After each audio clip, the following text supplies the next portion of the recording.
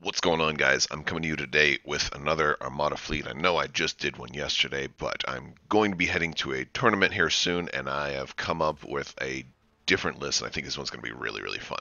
So, I'm calling this list Three Demolishers. So, what I'm basically doing is I'm starting off with one Demolisher, and it's the whole idea is that I want ships to be a double threat.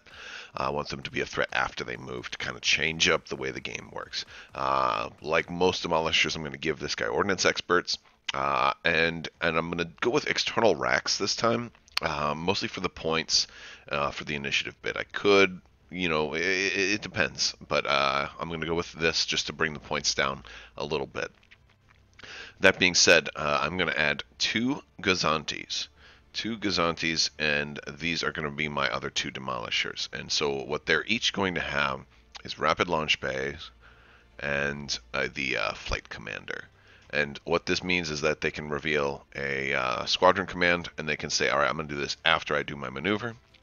Then, if they're at potentially speed 3, they can jump into enemy territory, go ahead and drop two Demolishers each, which is what I'm going to give them. Yes, so flight commander on this guy also. Yeah, and so I'm putting like basically the biggest, nastiest squadron. We're going to start with 4 of those.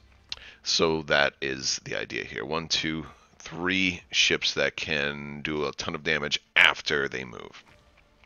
So the Gazanti is going to be dropping a Decimator.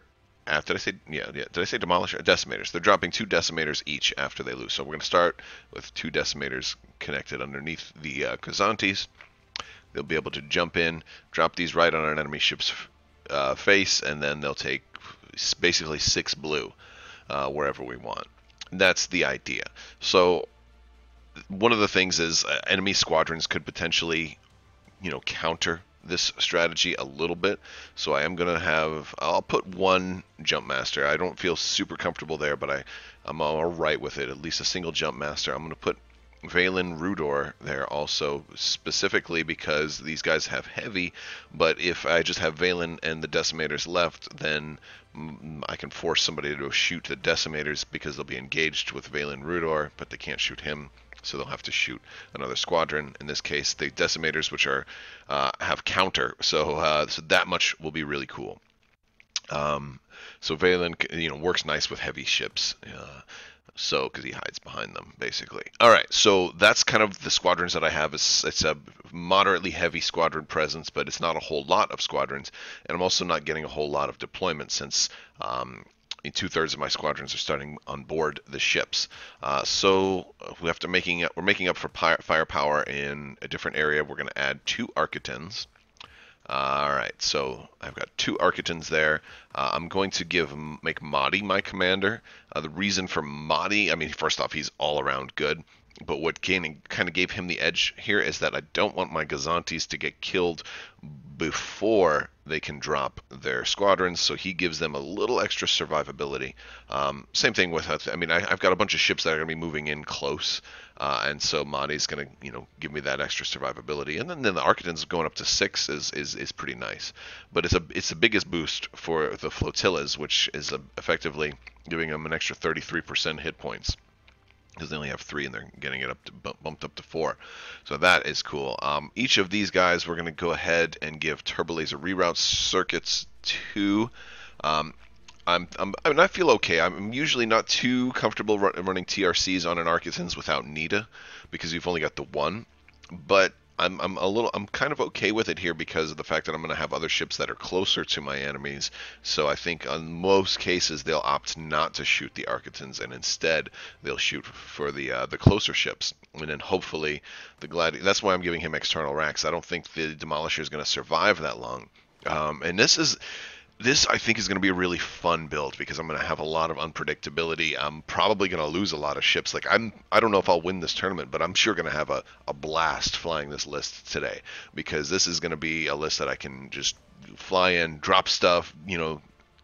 If you haven't played Armada and you're watching this, Armada is a game where you shoot first and then move, and that's what made the Demolisher so different, is because it breaks the paradigm of the game, is that it allows you to do one of your shots after you move. And so with the rapid launch bays and flight commander combination on my Gazantis, they can effectively drop squadrons after they move, which can then shoot.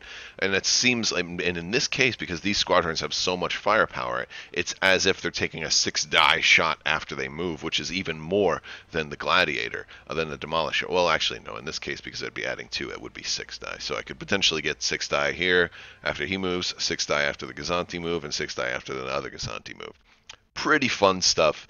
I think it'll be a blast to play. I'm looking forward to having a good time. I was going back and forth between this one and my last list, and I was like, oh, you know what? Just running Sloan, it might be a little boring, just having a whole bunch of TIE fighters out there and having to reset all the hit points on them, like 16 ties or something. It was just too much. So let's talk about objectives.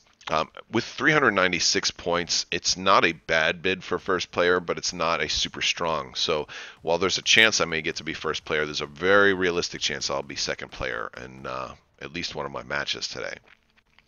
That being said, we're going to start with the red. I had the hardest time picking a red objective in this case. The reason being is some of them I felt kind of good about, but I didn't feel super strong. I was really tempted to go with opening salvo. Because I do have 5 ships that can shoot, so opening salvo would be strong. However, the biggest problem with opening salvo here is that I don't want my Demolisher or my Gazantis killed before they can get into close range, and opening salvo makes it very likely that that's going to happen, especially since if they choose this, that means I'm second player. So I'm not super comfortable with opening salvo here. If my Gazantis, like if I had only one Gazanti and I put Minister Tua on there, I might feel a little more comfortable about it. But I'm just afraid that I could, with opening salvo, I could end up losing 1 or even 2 ships before they get to shoot. So I'm not super comfortable there. However, they would be red dice, and so I have stuff to deal with them. The Gladiator is actually particularly resilient with the evade, and then the brace. And if they're only adding red dice, maybe they're not going to get the accuracy they need. But if I go up against a ship that can artificially generate accuracy, I might be completely hosed. So opening salvo, it didn't quite make it. I also was very tempted to go with Most Wanted. One of the reasons I really like Most Wanted is anytime I have a flotilla, or I think it's a great opportunity to run Most Wanted, because I can designate my flotilla as the Most Wanted ship, and I can designate their bigger ship as the Most Wanted ship. But for some reason, I just wasn't sure that, I didn't have an ace in the hole here. I've got a lot of moderate damage attacks, but I don't have one huge attack that I can kind of guarantee goes. I think Most Wanted is a pretty good option, but I decided to go with Station Assault. And I think it really could go either way. Most Wanted might be the better one, but I felt like, I've never actually run Station Assault. I've had it in some of my lists, but it hasn't been selected. And I think it kind of works a little bit better when you have an interdictor. But the idea is I could put both of my stations closer together, and if somebody's going for them, that's a perfect opportunity for me to get into close range and say, okay, now you have to make a decision. Do you try to kill the station, or do you try to kill the Gazanti? So I'm kind of tossed up between Station Assault and Most Wanted right now. One of the things is with Station Assault, if I do go up against a really heavy squadron presence, I think that's going to leave me at a somewhat of a disadvantage. I can still just drop my decimators into the middle of their squadrons and then drop Valen Rudor there to tie everybody up. But if they're spread out, I won't be able to do that. That only will work if they're all together. So I think I'm actually going to go with Most Wanted instead. But yeah, I was very much leaning towards Station Assault because I thought it might be fun. One of the things with Most Wanted is people almost never choose that one also. So there's that. Now, let's go ahead and go with the next option. Planetaryion Cannon, I think, is going to really shine in this build. The reason being is, you get to shoot at the beginning of the turn. You can shoot first. And usually people aren't that worried about that because, especially when you're farther away, they figure, all right, I'll just queue up some engineering commands and I can repair the damage before you get here. But now that I've got 3 ships that can cross a distance and then throw dice into you after they move, now all of a sudden Planetaryion Cannon is a little bit more of a threat because you don't have the extra turn that you thought you were going to have to get those shields back up, because after I move and close the distance, now I can shoot at you. So the idea here is that I shoot with Planetaryion Cannon at the beginning of maybe turn 2. Drop, lower some of your shields on the front of, your ship, or maybe on the side even, and then I'm also bringing my other ships into range and shooting you. And the good thing is, like, in the case of the Gazantes, I don't even care if you blow them up afterwards. Like, I don't care if it's a ship that hasn't activated yet. I just need to get in there and drop the decimators, and and then you can kill the Gazanti. His job is done because they have rogue. They don't even need to be activated anymore, and so that much would be great.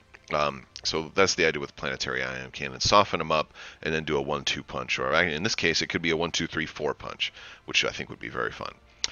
Next was for our blue. I'm either going to do Superior Positions or Solar Corona in this build, and that is primarily because I'm at a severe deployment disadvantage. Well, I do have 5 ship activations, and that's great.